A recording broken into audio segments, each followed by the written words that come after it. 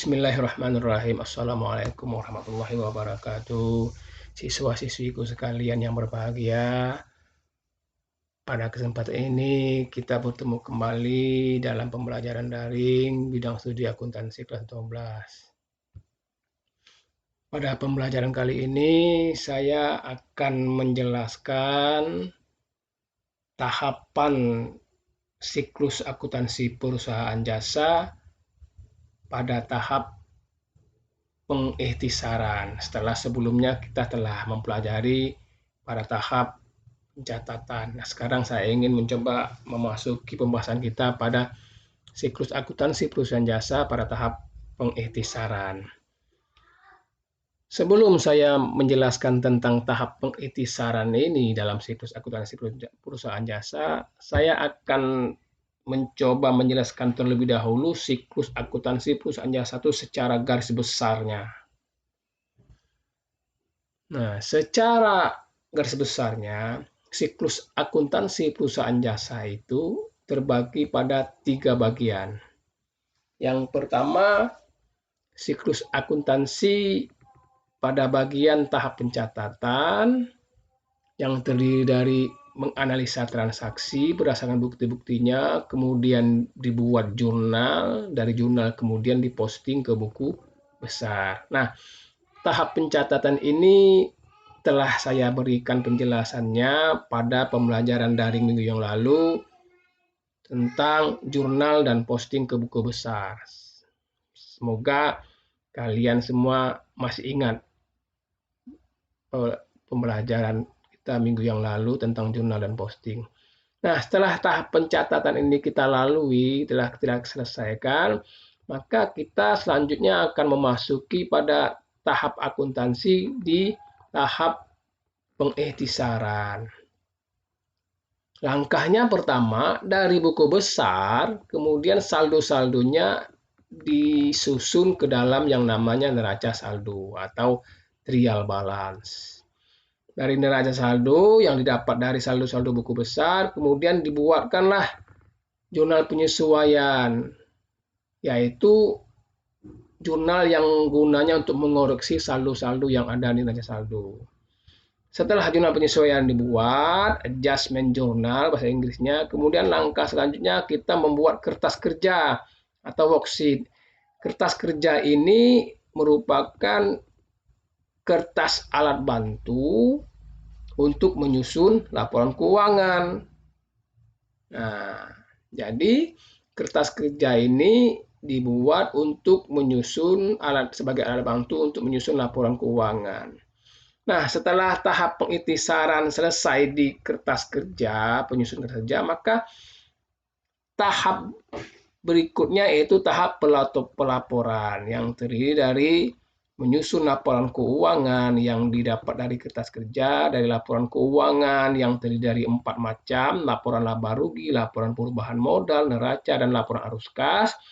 Kemudian dibuatlah jurnal penutup, closing jurnal. Dari jurnal penutup, kemudian kita buat neraca saldo setelah penutupan, yang saldo-saldonya terdiri dari harta, utang, dan modal. Kalau neraca saldo, saldo-saldonya ada harta, utang, modal, pendapatan, PRIP, dan beban. Setelah di tahap pelaporan, maka neraca saldo itu berubah menjadi hanya 3 yang ada. Saldo harta-harta, saldo utang, dan saldo modal. Nah, sampai di sini tahap pelaporan selesai, kemudian melangkah selanjutnya, jurnal pembalik. Jurnal pembalik ini sifatnya jika ada, jika tidak ada ya tidak dibuat. Bisa langsung melangkah kepada siklus berikutnya untuk dimulai kembali. Nah, siklus ini berjalan terus dalam satu periode akuntansi. Kemudian setiap jurnal, apapun jurnal yang kita buat, dia harus diposting ke buku besar. Jurnal diposting buku besar, jurnal penyesuaian diposting ke buku besar, jurnal penutup diposting ke buku besar, jurnal pembalik dibuat kan juga buku besarnya.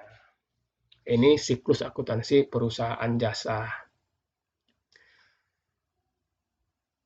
Kemudian Nah, tahap pengikhtisaran setelah kemarin kita belajar tentang jurnal dan posting sampai buku besar, kemudian dari buku besar itu kemudian kita memasuki tahap berikutnya yaitu tahap pengikhtisaran.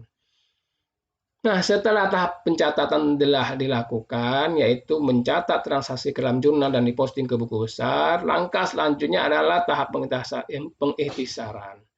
Kegiatan-kegiatan akuntansi yang dilakukan pada tahap pengikhtisaran ini meliputi menyusun neraca saldo yang nanti akan kita menjelaskan. Kemudian dua, membuat jurnal penyesuaian, adjustment jurnal, kemudian membuat kertas kerja worksheet. Itu tahapan pengikhtisaran. Sekarang kita masuki tahap pengikhtisaran menyusun neraca saldo. Neraca saldo itu sering disebut daftar sisa, sering juga disebut dengan neraca sisa. Intinya sama. Daftar sisa atau neraca saldo atau sering juga disebut neraca sisa adalah laporan tentang saldo-saldo semua perkiraan yang terdapat pada buku besar yang ada di dalam perusahaan. Jumlah angka-angka yang terdapat dalam neraca sisa merupakan saldo-saldo normal tiap perkiraan buku besar yang ada dalam perusahaan. Itu neraca saldo. Dalam bahasa Inggrisnya adalah trial balance. Sebuah perusahaan yang menggunakan buku besar berbentuk saldo, maka saldo buku besarnya dapat diketahui secara langsung di setiap akhir masa periode tertentu.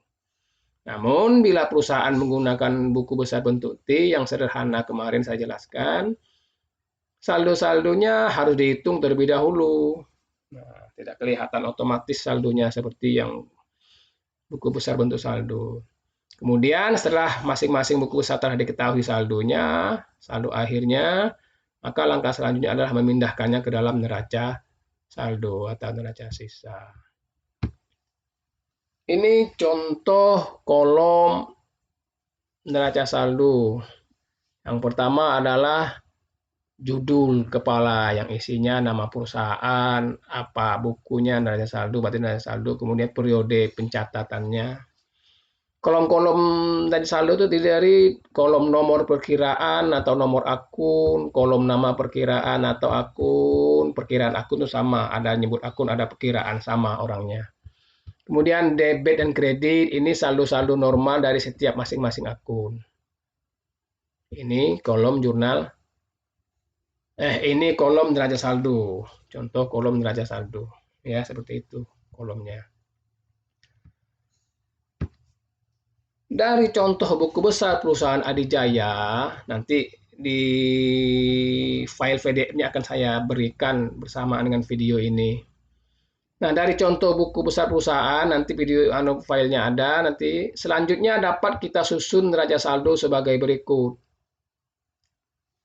Buku besar kas, nih, dari ada buku besar kas, kita pindahkan ke dalam neraca saldo.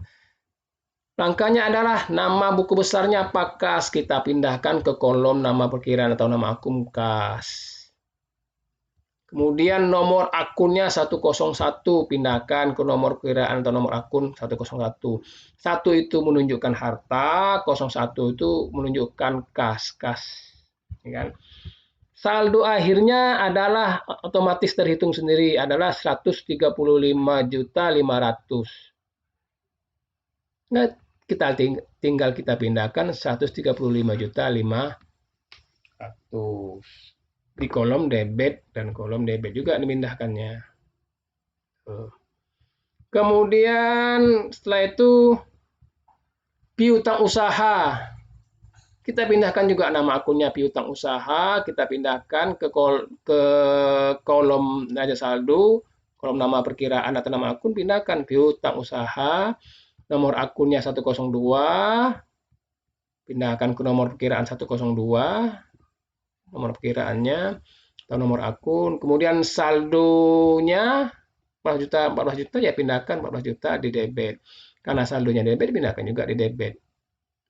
Begitu juga perlengkapan kantor, nama akunnya atau nama perkiraannya dibuat di sini, pindahkan ke kolom nama perkiraan atau nama akun. Perlengkapan kantor. Nomor perkiraan juga dipindahkan 103, pindahkan.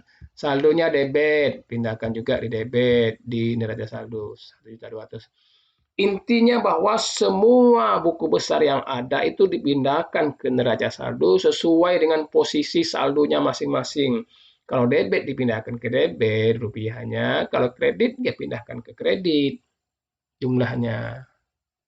Nama akunnya dipindahkan kolom nama akun, nomor perkiraan yang ada dipindahkan juga ke nomor perkiraan. Simple, mudah, kita mindah-mindahkan saja. Contoh lagi yang lain ini, contoh sewa dibayar di muka. Nah, buku besarnya sewa dibayar di muka, pindahkan ke kolom nama perkiraan atau nama akun sewa dibayar di muka. Nomor perkiraan juga pindahkan juga ke nomor perkiraan 104. Saldonya di debit 3 juta, pindahkan juga di debit 3 juta. Begitu juga peralatan kantor, nama akunnya dipindahkan peralatan kantor. Kemudian nomor perkiraannya atau nomor akunnya pindahkan juga. Kemudian saldonya di debit, pindahkan juga debit. Seperti itu, simple, mudah. Kita tinggal mindahkan. Ini juga utang usaha dipindahkan. Nah, menghitung saldonya ini pertama kredit 20 juta, kemudian kredit lagi, maka bertambah 20 ditambah 1.200.000, 21.200.000. Debit 7.500.000 berarti dikurang 21.200 dikurang 7.500.000, maka sisanya 13.700.000, ya pindahkan ke kredit 13.700.000. Ini saldo tadi yang disampaikan, saldonya otomatis ada di ujung akhir.